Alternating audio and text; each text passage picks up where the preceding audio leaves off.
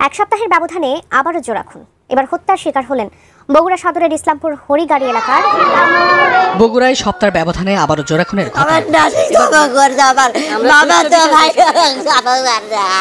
ঘটনাটি বগুড়াতে ঘটেছে। দীর্ঘ 2 থেকে 2.5 বছর ধরে মেয়েটির সাথে সম্পর্ক তৈরি করতে না পেরে, তাকে ভালোবেসে বউ বানাইতে না পেরে এই ঘটনা ঘটাইছে। একসঙ্গে 2টা খুন করে ফেলছে। ছেলেটি দীর্ঘদিন ধরে এই মেয়েটির পিছনে লাগছিল, কিন্তু কোনো ফল সে করতে পারে নাই। কিন্তু যখন দেখছে যে মেয়েটির বিয়ে ঠিক হয়ে গেল, তখনই এই হত্যাকাণ্ডর ঘটনা ঘটাই দিল।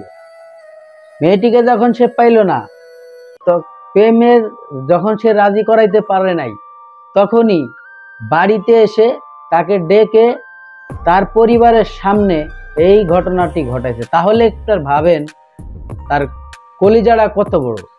এবং আমাদের দেশের বর্তমান যে আইন, সেই আইন আমার মনে হয় ঠিক নাই। কারণ যদি ঠিক থাকতো তাহলে এই ধরনের ঘটনা একের পর এক ঘটতো না। এমন বিচার হওয়া উচিত যে এই ধরনের বিচার মানে দ্রুত হইতে হবে। কিসের 3 মাস 4 মাস? আর আমাদের দেশে একটাই সমস্যা আছে, সেটা হচ্ছে যে ঘটনাটি রাজসাক্ষী হয়ে আছে, তারপরেও পুলিশের ওখানে তদন্ত করতে হবে। এই যে তদন্তর যে একটা সময়, এই সময়টা যদি পুলিশ না নেয় তাহলে কিন্তু সাথে সাথে তদন্তর কোনো দরকার নাই। কারণ রাজসাক্ষী তো হয়ে রয়েছে, যারা ভুক্তভোগী তাদের চোখের সামনে ঘটনাটি ঘটছে এবং তাদের ভিডিও ফুটেজ আছে। সব কিছু থাকার পরে কিসের ওখানে তদন্ত কমিটি করার দরকার? সেই তদন্ত কমিটি করতে করতে বাংলাদেশের প্রায় 2-3 বছর চলে যায় এমনিতে সেই গঠন করতে করতে। আর এদিকে আসামি যারা, তারা আরামায়েশে আনন্দভাবে জীবনযাপন করে। আর আসামি পক্ষের যারা ভুক্তভোগী, তারা ওই আদালতের কাঠগড়ায় দৌড়াতে দৌড়াতে তাদের জুতা শেষ, অথচ তারা বিচার পায় না। সবশেষে দেখা যায় যে ভুক্তভোগী সে আর নিরীহ মানুষ ফেঁসে যায়।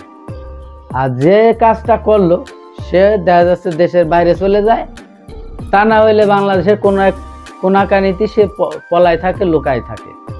এরকমের একটি ঘটনা আমার চোখের সামনে আমাদেরই অঞ্চলে আছে। সে এখনো বাংলাদেশে আছে, অথচ সে একজন মার্ডার কেসের আসামি। তা এই যে তদন্ত, পুলিশের যে তদন্ত, এই তদন্ত কমিটি করতে করতে 3-4 বছর চলে যায়, কেস রানিং হইতে হইতে অনেক বছর চলে যায়। অথচ এই যে হাতে নাতে ধরা পড়লো এবং ভিডিও ফুটেজ আছে, এই বিচার তো 24 ঘন্টার মধ্যে হওয়া উচিত। ওকে ধরবে, সৌদি আরবের মতো সাথে সাথে অ্যাকশন, সৌদি আরবের মতো জনসাধারণের সামনে শিরচ্ছেদ করে দিতে হবে। কারণ সে একই অপরাধী না, কয়েকটা ঘটনা নিয়ে সে অপরাধ করেছে। ভিডিওটি যদি আপনারা দেখেন, সম্পূর্ণ ভিডিওটি দেখবেন, দেখার পরে আপনাদের মতামত কমেন্ট বক্সে কমেন্ট করে যাবেন যে কিভাবে তার পরিবারগুলো কান্না করতেছে। এটা মেনে নেওয়া যায় না।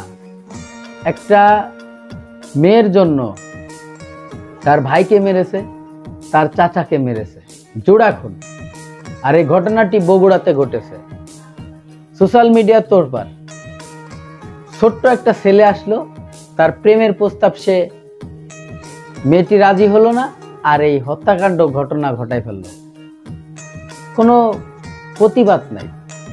চলুন সেই ভিডিও ক্লিপটা দেখি।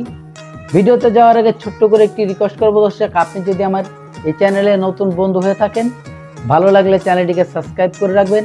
আর অলরেডি যারা সাবস্ক্রাইব করে রাখছেন তাদেরকে অসংখ্য অসংখ্য ধন্যবাদ।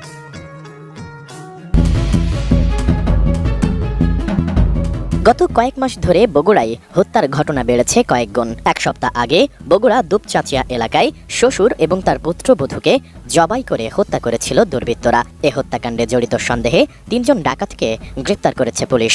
এ ঘটনার রেশ কাটতে না কাটতে আবারও জোড়া খুন। বগুড়ার স্লিমপুর নামক পাড়ায় বুধবার রাত ৮টায় সৈকতের সাথে বন্যার কথা কাটাকাটির এক পর্যায়ে বন্যার ভাবি এগিয়ে এলে প্রথমে তাকে ছুরিকাঘাত করে সৈকত।